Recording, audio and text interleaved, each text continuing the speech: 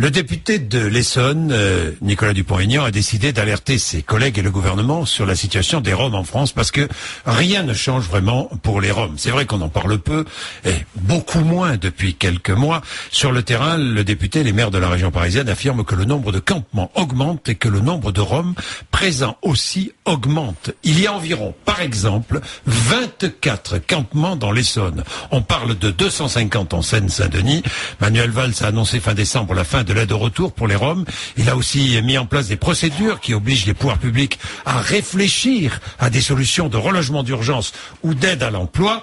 Concrètement, sur le terrain, donc, je le disais, absolument aucun changement. Stéphanie Collier, bonjour. Bonjour. Vous vous êtes rendue hier dans l'un des grands camps de Roms de l'Essonne, à Vigneux-sur-Seine, et dans cet immense bidonville, il y a entre 800 et 1000 personnes, Stéphanie. Et pour pouvoir rencontrer les personnes qui sont là-bas, il faut d'abord convaincre le chef du campement, parce que là-bas, c'est lui qui fait la loi.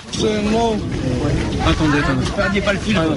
C'est lui qui décide de qui rentre et de qui sort de son terrain.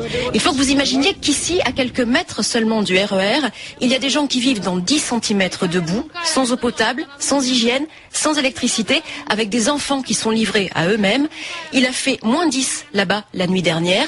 Et malgré tout ça, Sonia, qui a 32 ans et que j'ai rencontrée, ne rentrerait pour rien au monde en Roumanie. C'est mieux ici. Pourquoi? Parce que moi, récupérer de la poubelle, récupérer de manger, récupérer un peu de câbles ou un peu de ferraille, pour vivre comme ça. Moi, je veux rester ici. À cause que c'était mieux. Là-bas, la Roumanie, il n'y a pas de travail, il n'y a rien là-bas. Oui.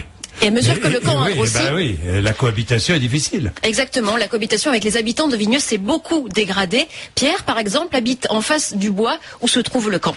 Ils prennent une rue, ils tournent les poignées des grilles, si ça s'ouvre, ils rentrent. Moi, j'ai rien contre eux, mais enfin, ils coupent les arbres à 1 mètre de hauteur.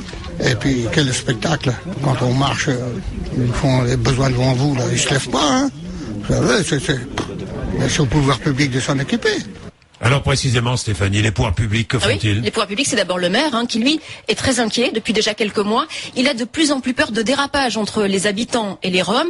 Tous les matins, par exemple, il envoie la police municipale pour vérifier que tout va bien, que la situation est calme, parce que de plus en plus d'habitants menacent de s'organiser, comme ils disent, comprenez, de former des milices.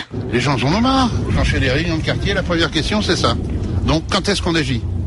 J'ai dit, attendez, il y a déjà les lois, on va appliquer les lois, on va aller voir le préfet, mais si je dis, tiens, on va aller les dégager, j'ai du monde tout de suite, femmes, hommes. Et les femmes sont plus virulentes que les hommes. Et aujourd'hui, le maire de Vigneux appelle le préfet pour demander de libérer ce camp. Il dit qu'il n'y a pas d'emploi ou de logement possible pour les Roms, ni même de solution d'ailleurs pour scolariser les enfants roms. Et face aux associations, il répète toujours la même chose, on ne peut pas accueillir toute la misère du monde. Je suis content qu'on ait reparlé ce matin de la situation des Roms, parce que ça fait partie de l'emballement médiatique. Merci Stéphanie pour votre reportage. Pendant un temps, on parle des Roms. Pendant 15 jours, 8 jours, c'est la loupe médiatique et puis on oublie tout. On oublie tout. Mais la réalité, elle est là. Et elle s'impose à nouveau. Merci Stéphanie.